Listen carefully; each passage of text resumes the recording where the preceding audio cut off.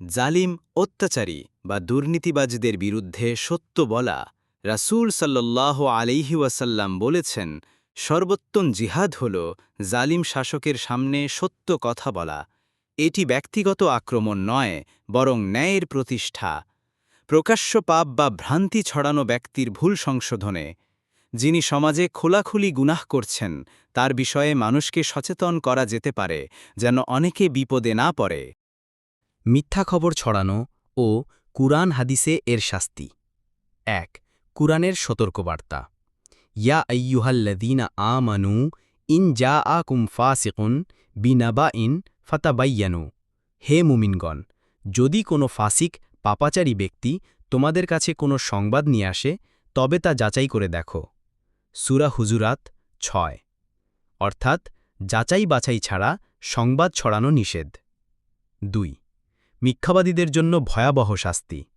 হাদিস, রাসূল সাল্লাল্লাহু আলাইহি ওয়াসাল্লাম বলেছেন, এক ব্যক্তি মিথ্যা বলতে থাকে যতক্ষণ না আল্লাহর কাছে সে মিথ্যাবাদী হিসাবে লিখে না ফেলা হয়। সহিহ বুখারী ৬০৯৪। ৩ গীবত, অপবাদ বা অপপ্রচার।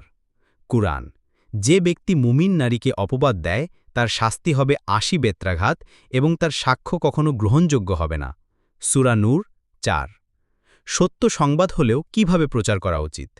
১ নিয়ত শুদ্ধ রাখা, যেন তা কাউকে অপমান বা অপদস্থ করার জন্য না হয়। ২ কারো গোপনীয়তা ফাঁস না হয়, ইসলামে কারো পর্দা রক্ষা করা গুরুত্বপূর্ণ।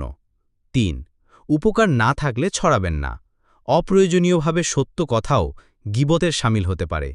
৪ শান্তি সুরক্ষা বিবেচনা করা, কোনো সত্য সংবাদও যদি অস্থিরতা বা ফিতনা ছড়ায় তবে তা প্রচার না করাই উত্তম।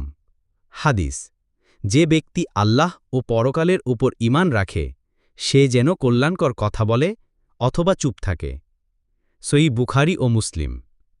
মিথ্যা খবর ছড়ানো ইসলামে মারাত্মক গুনাহ এবং সত্য খবর প্রচারেও দায়িত্বশীলতা ও সদ্ব্যবহার জরুরি।